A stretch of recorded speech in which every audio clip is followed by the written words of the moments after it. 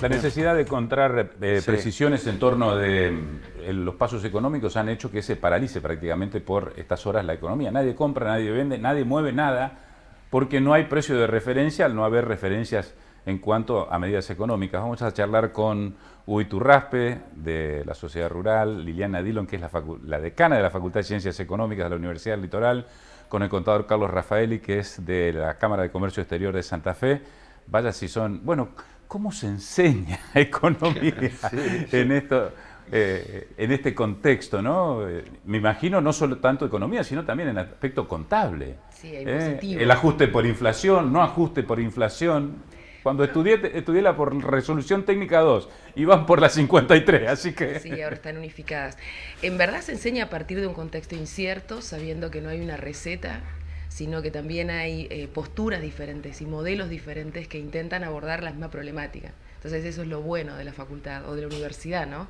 El enseñarle a profesionales que van a intentar salir transformar, y para poder transformar necesitan tener el abanico de todas las posibilidades para incluso ellos ser generadores de sus propios criterios. Un poco, yo escuchando antes, vos hablabas y decías cuánto tiempo vamos a seguir en crisis, hace cuánto, y en verdad los que tenemos unos cuantos años, probablemente promediando los 50 un poco más, desde los 80 a esta parte tuvimos muchas crisis, pero en verdad siempre tratando de sacar lo positivo. Creo que aprendimos un poco de las crisis nosotros como ciudadanos. ¿Qué aprendimos? Creo que aprendimos a que siempre hay un día después de eso y que finalmente nos acostamos más tarde o más temprano el domingo, pero todos nos levantamos a primera hora el lunes, yendo a trabajar, haciendo lo que tenemos que para ponerle este granito al país, aportando desde la educación, desde la salud, desde quien da mano de obra, desde quien produce. Todos sabemos cómo se sale adelante con el país y me parece que eso es bueno. En términos sociales, me parece también que se ha aprendido en términos de oposición, revisando desde el advenimiento de la democracia hasta esta hora. Me parece que las señales de la oposición muestran una oposición distinta, una oposición que quiere construir, que para la pelota, que dice que no generemos desasosiego ni generemos más alerta o una situación más de alarma. Por supuesto, estamos todos preocupados en general, independientemente del lugar que ocupemos. Pero eso me hace también ser positiva. Sabemos que se salen, sabemos que hay un día después, sabemos que se sale trabajando y apostando a la educación, en nuestro caso, y que tenemos que ser responsables y muy mesurados también en lo que digamos, porque nos están escuchando justamente para ver muchos casos qué se hace y qué no. Ahora, Liliana, uno puede tener desde lo académico herramientas de la economía. ¿Qué pasa cuando se contaminan políticamente? Bueno, eso es lo que a nosotros nos gusta mucho, porque en verdad es imposible escindir la política de la economía de las cuestiones sociales. No hay forma. Cualquier crisis tiene mucho, a veces menos, pero tiene mucho que ver con la política y en todos hay una fuerte repercusión social. O sea que en las variables nunca están aisladas, siempre se relacionan, siempre se combinan, en algunos casos haciendo explosiones, pero no hay manera nunca de analizar incluso un periodo de gobierno sin ver el contexto político y social. Y eso también lo tenés que haber estudiado en la facultad, sí. Hugo, y cuando ayer escuchaban liberar las fuerzas económicas, las fuerzas productivas del país, ¿cómo lo leen ustedes?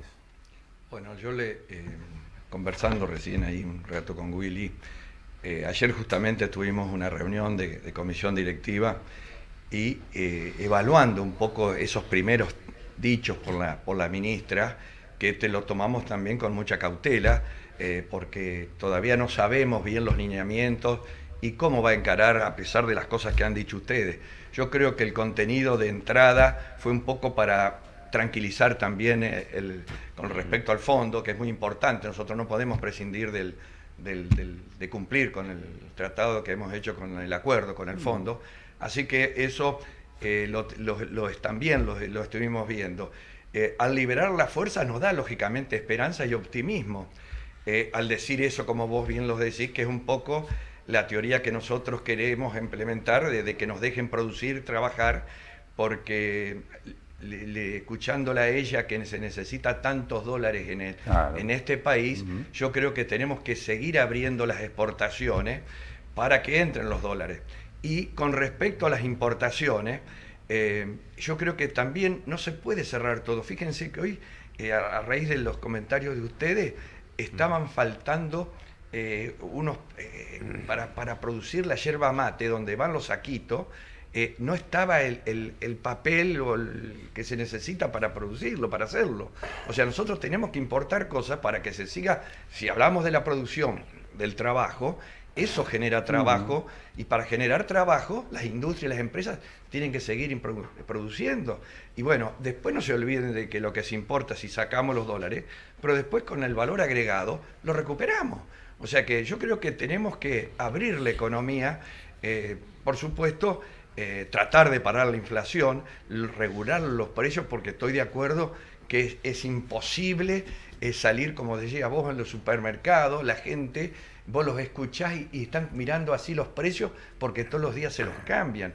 Estamos pasando por unos momentos también difíciles con lo que respecta a la parte salario. No están los salarios del ciudadano a la altura de lo que va sucediendo, de los aumentos de los precios. O sea que eso por un lado. Y con respecto a lo nuestro, si es en un contexto internacional, los precios de los commodities están bien, están muy bien. En eso, a pesar de que nosotros tenemos las retenciones, que por supuesto que a nadie le gusta que le metan la mano en el bolsillo, pero creo que tenemos que priorizar la situación que está pasando el país y todos los argentinos. En el caso en particular, cuando, si bien es cierto que haciendo un poco fino los números, por ahí cuando uno sabe que tiene que mantener el capital del trabajo, hoy en el caso de la soja y tanto como el trigo y el maíz, la mayoría, el 60% se hacen en campos alquilados. Entonces todo eso hay que mantener después el capital para después seguir haciéndolo, volver a la siembra. Entonces no es tan como diciendo la soja tiene tanto, vendo tantos quintales, ya se llenaron. Hay que seguir, ¿no es cierto?, con un trabajo que va dando los frutos, y nosotros creemos y apoyamos, por eso queremos cada vez más la tecnología, la genética, el adelanto que tiene el campo argentino en el mundo es reconocido. Entonces nosotros tenemos una metalmecánica, las máquinas nuestras van a Hannover, van a todos lados, la siembra directa, que es todas ideadas por argentinos. Entonces tenemos que aprovechar los gobiernos, en vez de confrontar, y a pesar de lo que decían ustedes, si hace 40 años, que estoy de acuerdo que nos tenemos que levantar todos los días con ganas de volver a empezar, pero 40 años para lo que tenemos algunos años, decir esto se tiene que terminar, por los que vienen atrás, por los más jóvenes. Nosotros alguna vez tenemos que consensuar, no importa la oposición y las cosas, tenemos que pensar en la Argentina. Yo a eso le llamaría grandeza política, que es lo que nos está haciendo falta. No poder a ver si el año que viene me toca subir yo y el gobierno. No, acá la única salida es a largo plazo y entre todos pensar en un país que no podemos seguir desperdiciando las virtudes que tiene la Argentina. Nos vemos en el contexto mundial, quieren que te diga, es como para decirle castiguemos, no, por permitir llevar a la situación a la Argentina desde los momentos que se vive. Carlos, recién Hugo citaba el ejemplo de los saquitos de té. Ustedes en el ámbito de la Cámara de Comercio Exterior, ¿le están faltando insumos? ¿Tienen dificultades como para decir, yo incorporo este insumo para poder después exportarlo, traer dólares al país? Mira, este año desde los inicios prácticamente, allá desde marzo, digamos, el año se empezó a complicar de manera muy seria para los importadores, digamos. Allá en marzo aparecieron, seguramente habrán sentido nombrar, las CIMI categorizadas con distintas letras, la A, la B, digamos. A partir de marzo fue una catarata de medidas, digamos, que la verdad, digamos, que lo que más hicieron fue dificultar el comercio exterior, digamos, y sobre todo las importaciones, ni hablar, ¿no?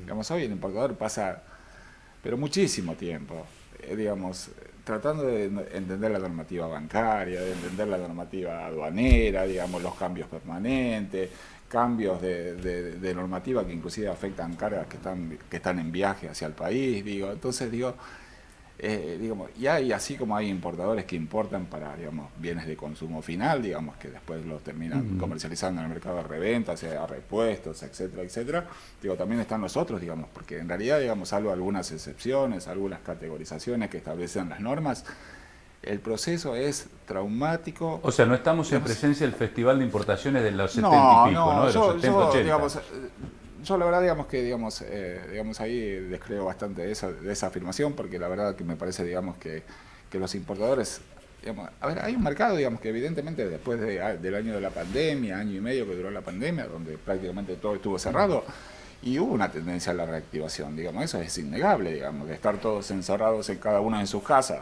a tener una vida económicamente un poco más activa, digamos, ha habido un crecimiento. Estaremos en los niveles por debajo de lo que sería un crecimiento real y efectivo, pero evidentemente, digamos, el crecimiento, digamos, se dio de manifiesto. Y muchos importadores aumentaban sus volúmenes de importación, producto de que había un mercado que demandaba un poco más, digamos. Pero separando a aquellos que venden el mercado de reposición, digamos, que venden productos finales, digamos, está el que importa insumos para tener un producto exportable, digamos. Entonces, yo tengo casos de socios, digamos, que la verdad, digamos, que le están pasando con extremas dificultades, que tienen que ver artificio financiero, de ver si se financian con una cuenta que esté en el exterior, porque de esa manera no afecta el ingreso y salida de divisas. Digo, y todo eso, además de lo traumático, lo burocrático y demás, genera costos, digamos. Sí. Dice llanamente genera costos, digamos, financiarse con una tasa en dólares de una fuente en el exterior presupone cuanto menos un 8% de carga impositiva, de carga del interés, digamos, que se cobra por esa financiación. ¿Qué hacen los importadores? ¿Qué hacen los productores? Lo trasladan a precios, digamos. Entonces, esta vorágine de que todos los días los precios se modifican, que ahora hay gente que no vende, no compra y demás, y tiene que ver con este contexto absolutamente, digamos, agarrado de los pelos, digamos, que no tiene demasiado sentido lógico, porque estamos frenando una actividad que digamos, que tiene mucho margen para crecer. Además hay un contexto, digamos, internacional, digamos, Argentina produce básicamente alimentos, o es su fortaleza mayor radica en ese segmento, y el mundo está, digamos, a ver, el mundo no va a dejar de consumir alimentos, ni que hablar las oportunidades que están en el rubro de combustibles y energía, ahora, digamos. Una pregunta, a ver, Liliana, ¿es muy difícil o imposible desarraigar la cultura del dólar en nuestro país? Es decir, uno veía ayer los noticieros y estaba el verdulero que cerraba las persianas. No, yo cierro, espero hasta mañana porque el dólar está a 2.70, ¿no? Es lo que decía Tato. Estaba en San Martín esperando cómo cotizaba. Veía, qué sé yo, productos lácteos, no, porque el dólar está a 2.70, 2.80 y yo hoy no vendo mañana. ¿Es tan complejo desarraigar esta cultura del dólar? Ya de por sí los vehículos y las propiedades están dolarizadas o estuvieron dolarizadas siempre. Eso es muy argentino, digamos. Si uno va a algún país, incluso de los países hermanos, de los países vecinos, y le pregunta a la gente de la calle, porque hay estudios que hablan de eso, cuánto está el dólar, la gente se sorprende pensando, no tengo ni idea y tampoco me interesa saberlo porque no me afecta en nada mi actividad. Nosotros somos muy dependientes del dólar, básicamente por lo que comentaban ustedes en la apertura, digamos, no tenemos certeza. Como no tenemos confianza, buscamos esa confianza, e incluso monedas, más allá del dólar, ha tenido muchos vaivenes. Y para nosotros esos vaivenes nunca fueron vistos, porque nos quedamos siempre en que era la moneda fuerte comparada con nuestra moneda. Por eso me parece que lo más importante acá, más allá de los modelos, de las recetas, que en verdad nunca lo son, porque no pueden trasladarse ni a épocas ni a países, lo importante acá tiene que ver con una confianza, tiene que ver con una cuestión política, tiene que ver con reglas ciertas, y tiene que ver en muchos casos, como siempre decimos, la sábana es corta. No importa en qué posición se ponga uno, siempre la sábana va a ser corta. Con lo cual uno tiene que tener la fortaleza de la decisión política, de saber qué parte de su cuerpo en una sábana va a desabrigar. No puede cubrirse todo el cuerpo, ¿no? Entonces, ¿cuál es el costo de descubrir las manos? ¿Cuál es el costo de descubrir los pies? Y asumir ese costo como parte de mantener el resto del cuerpo con una temperatura. No sé si se entiende el ejemplo. Tiene que ver con esto, digamos, en una crisis, en un país en el que tenemos puja distributiva, en un país en el que tenemos oportunidades y no las vemos, y las vemos pasar cuando el resto del mundo sí las toma. Tenemos que saber que hay que parar la pelota, que hay que volver a barajar, digamos, que hay que volver a pensar, sabiendo que eso va a tener un costo.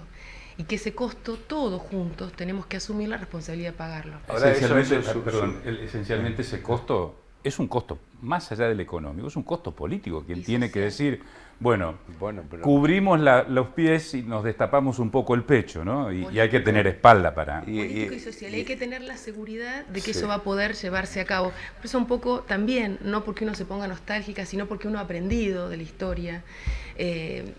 Yo recuerdo cuando fue el retorno de la democracia, el mismo Alfonsín decía, necesitamos un pacto que sea de todo el país, todos adentro del mismo lugar, porque tenemos que salir todos de esta, ¿no? Y en verdad esa idea de concertación nacional que finalmente no se dio, es como que lo tenemos pendiente, ¿no? Como deuda de la sociedad. Ahora, eso supone, desechar las mezquindades políticas, obviamente, ¿no? O sea, No hay forma. no hay forma, no hay otra forma. Acá devalúa un gobierno y dentro de la interna del gobierno dice por qué devaluás o no devaluás. Si acordás con el fondo o no acordás con el fondo, te bombardean desde adentro del gobierno o de afuera. Bueno, en fin, Y que sería mucho más volvemos sencillo. al principio. Es un tema político de alto impacto económico, pero no en la macro, sino en el laburante de la calle. Así es. ¿Decías, Carlos? No, digo que si lográramos un pacto, digamos, perfecto, digamos, no seríamos humanos, digamos, seríamos obviamente casi máquinas, pero además tenemos esta cuestión nosotros, digamos, como sociedad, digamos, esta cuestión de que somos hijos de latinos, de inmigrantes y demás, que somos una especie, digamos, bastante particular, digamos, dentro, digamos, y que las emociones juegan un papel preponderante, pero digo, mínimamente un paquete de consensos básicos tenemos que lograr, porque si no esto es un caos. Y además tenemos una constitución, digamos, que pareciera, digamos, una entelequia, digamos. Me parece que hay que apuntar seriamente, digamos, a lograr un par de consensos mínimos que hagan que el país deje sistemáticamente de reciclarse en crisis permanente, digamos, ¿no? Entonces, digo, ahí está la cuestión. Ese es el principal desafío de todos los sectores, digamos. Digo, así tampoco, digo, yendo a mi rubro específico, no hay una cuestión, digamos, que vamos a sustituir todas las importaciones. Argentina tiene fortalezas en determinadas producciones y el resto la va a tener que importar. Entonces cerrarse al mundo hoy no sirve. Además, la lógica del comercio exterior es yo te compro, pero vos me compras. Sí. Nadie hace beneficio. Y el mercado automotriz es un claro ejemplo. Digamos, hoy un auto se fabrica en 50 países distintos y en un lugar se deciden para ensamblarlo. Digo, es el claro ejemplo de lo que es el comercio exterior hoy en el pleno siglo XXI. Cita a Pablo Giussani en uno de sus libros, en el prólogo de uno de sus libros, que en el centenario de la Revolución de Mayo se invitaron muchos intelectuales de todo el mundo, de una Argentina que amanecía floreciente, próspera, estamos hablando de 1910, 1900. Y cuando lo despiden, le piden la opinión a uno de esos intelectuales que había llegado de algún remoto lugar del mundo, y dice, ¿usted qué opina de la Argentina? Y yo la bautizaría como el país corcho, dice. ¿Y por qué? Dice, porque todos la quieren hundir, pero termina saliendo a flote. Que no se nos haga costumbre esto de que naveguemos tranquilos. Es un poco lo que se cree, que tenemos tantas cosas, que ahora nos apareció el litio, por supuesto que lo tendríamos, y así ahora la Antártida es importantísima, o sea que siempre tenemos algo, pero nos dejamos estar, y llega un momento que tenemos que avanzar, porque no podemos vivir pensando de que somos ricos, pero la riqueza hay que sacarla, hay que explotarla, hay que transferirla. Hay que liberar las fuerzas productivas. Hay que liberar las fuerzas productivas, como dijo la ministra. Muchas gracias. Gracias. Gracias.